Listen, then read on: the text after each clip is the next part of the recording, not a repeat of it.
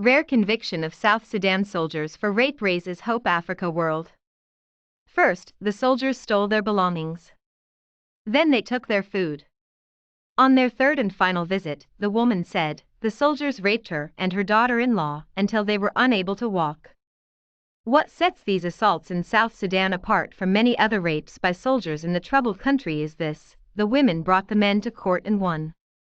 10 years after South Sudan gained its independence and 2 years after its own deadly civil war ended, large-scale fighting has subsided, but clashes continue between communities and between the government and groups that did not sign the peace deal, and the use of rape as a weapon remains rampant. Justice is exceedingly rare, but the September conviction has raised hopes that such crimes will increasingly be prosecuted. I was traumatized, the older of the two women, a 48-year-old mother of 8, told the Associated Press in Yei, a town in the southern state of Central Equatoria where she now lives. The AP does not typically identify people who say they have been sexually assaulted unless they grant permission, and the woman said she continues to fear for her safety and is too afraid, for instance, to return to her home village of Adio. She said she has found some solace in seeing her 2 attackers convicted and sent to prison after she reported the rape in May to South Sudan's army chief when he visited her village. A new army chief of staff, responding to growing frustration with such crimes, sent military judges from the capital, Juba, to oversee the case, and those of 10 other women and girls who also came forward. In the end, 26 soldiers were convicted, some for rape, but others for offenses including looting. It was the first time soldiers had been convicted of rape since the 2016 rampage at the Terrain Hotel, where 5 international aid workers were gang-raped and a local journalist was killed.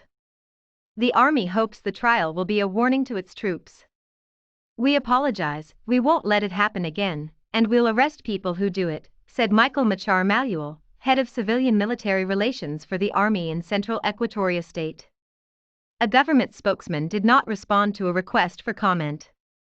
The woman hopes the verdict will encourage more survivors to speak up in a country where sexual assault is a scourge.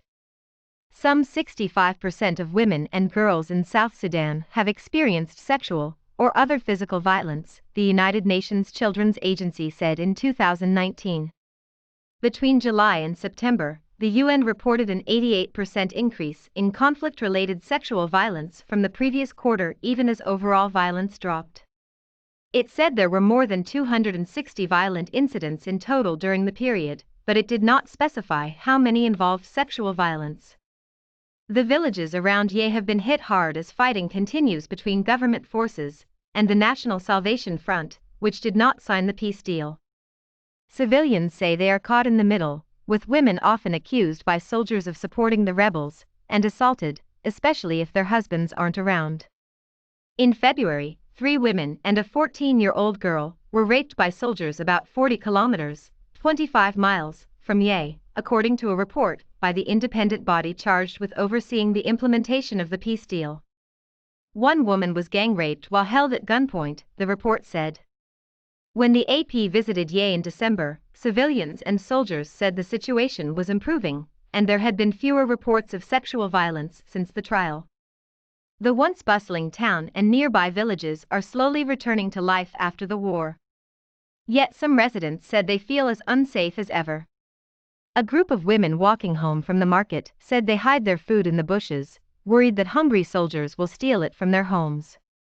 An economic crisis in South Sudan fueled by a drop in oil prices and the fallout from the COVID-19 pandemic means soldiers haven't been paid in months, and experts are warning of famine.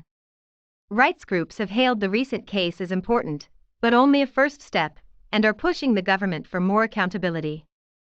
This should be a lesson for those with power, especially those with guns, to know that they are not above the law, said Ria William Uyata, executive director of Crown the Woman South Sudan, an advocacy group that has pressed the government for accountability.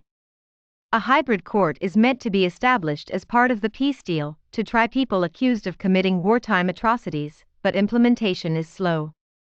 Nyago Atutpur, a researcher with Human Rights Watch, noted that those convicted of such crimes are often lower-level officers, and senior leaders should be held responsible. She added that accountability must also include compensation and services for survivors. Some women brutalized by soldiers have taken matters into their own hands.